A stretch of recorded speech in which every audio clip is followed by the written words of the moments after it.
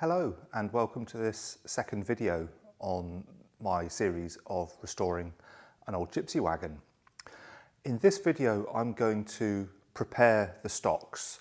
I had hoped that I would be able to make the stocks from start to finish and have that all in one video, but there's just too much footage, there's too much films, too many different processes, and I didn't want to rush it too much. So I thought it would be a lot nicer if I did one video on preparing the stocks and then another video mortising later on. So in this video it's going to be turning the blanks into the cylinders, shaping them with the nice little details on them, and also putting a little rebate on the end of each block for the stock bond to be shrunk on, which will happen in the second video. Now, one thing I ought to point out in this video is that you'll probably notice an awful lot of continuity errors. Because I've tried to put these videos together where the work follows a logical process, that hasn't worked out with my personal work schedule, with other projects I have to do and get on with. So I do these wheels in bits and pieces, and it's taken a period of time to do that. So some days you may see me wrapped up, woolly hat on, overalls, coat, big thick boots on, and it's freezing outside. And then in other days you might see me in shorts and t-shirt, and on the video it might appear that it only happened a few days later, when in actual fact it might have been months later. So that explains that. On the sound side, I've tried to make it sound as well as I can, to be honest, which, as I'm an amateur at this, it's not great. But the very first video, or the first section of the video you're about to see, there was a huge storm raging outside, so there's an awful lot of background noise.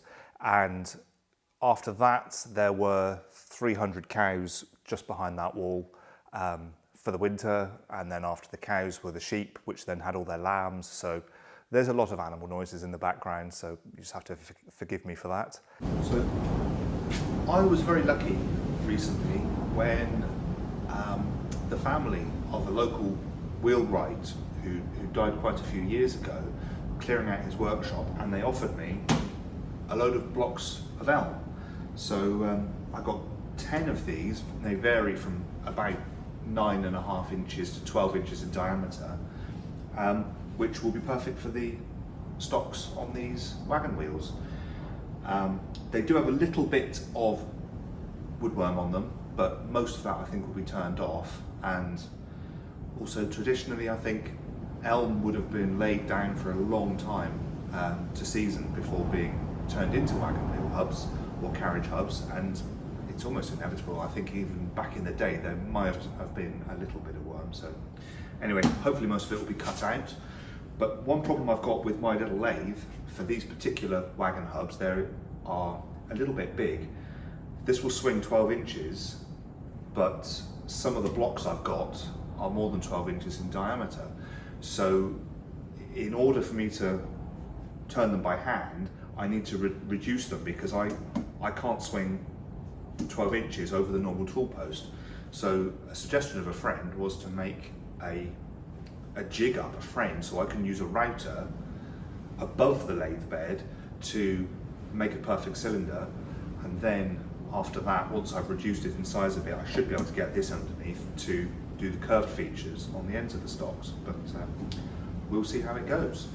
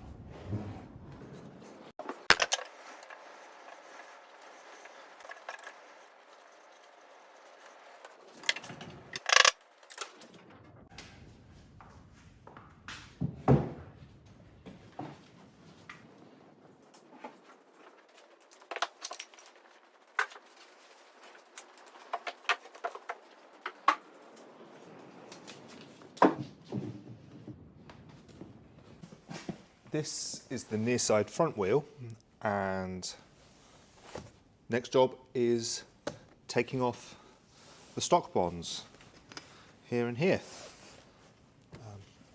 This could be a pig of a job, but as these are so rotten, I don't think it'll be that hard.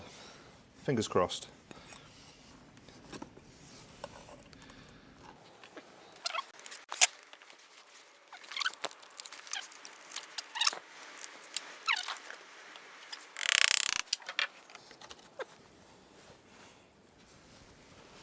Don't know how clearly you can see these, but lovely handmade nails, which should clean up and go again.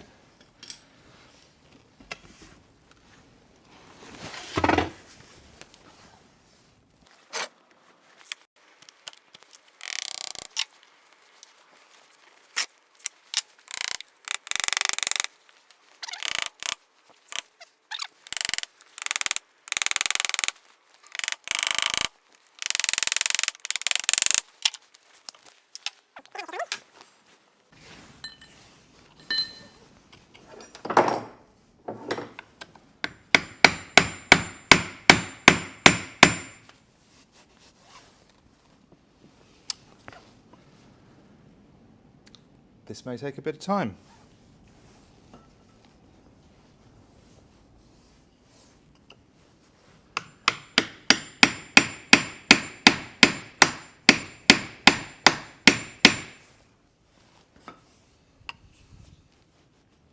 What I'm going to try and do is drill some holes on the inside of the stock, and that will give me something to get a bar in and lever this off. But I'm going to put a mask on just because I expect this is old lead paint. It might not be, but better to be safe than sorry.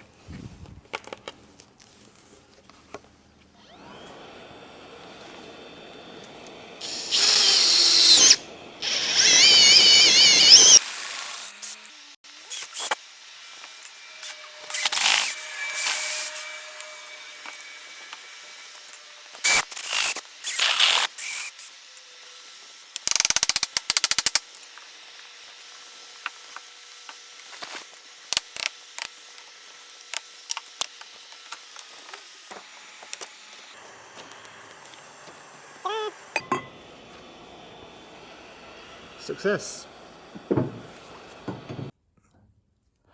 What's particularly interesting about this wheel, and now we're looking at the inside face of the stock or nave, is being able to see these wedges here, another one there, and there's probably some more under all this crud.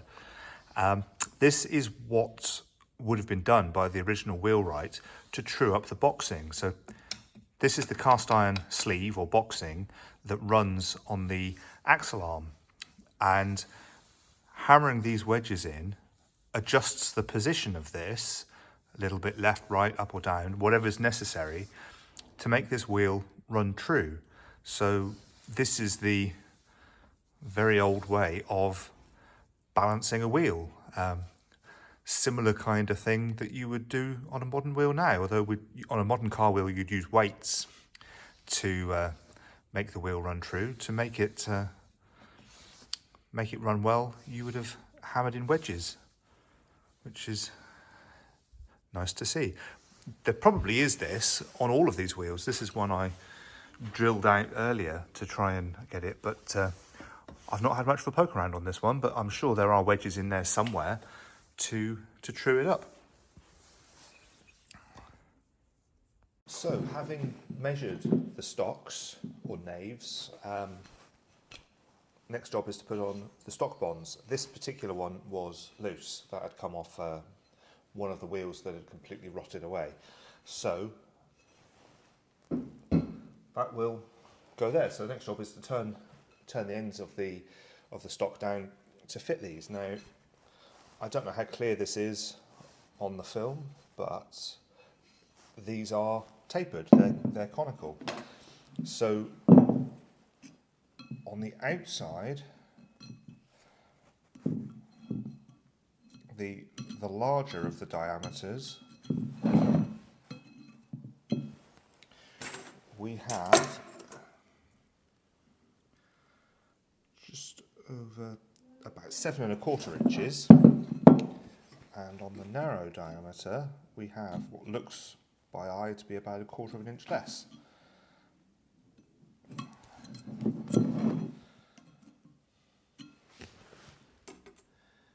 Yeah, about 7 inches.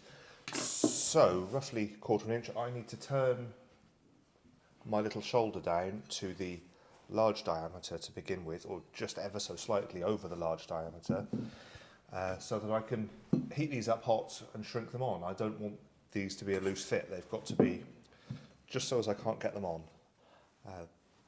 There is a nice little formula for working out the shrinkage rates on wagon tyres. Something this small, it's going to be such a tiny amount that this needs to be smaller than the wood to enable that to shrink on.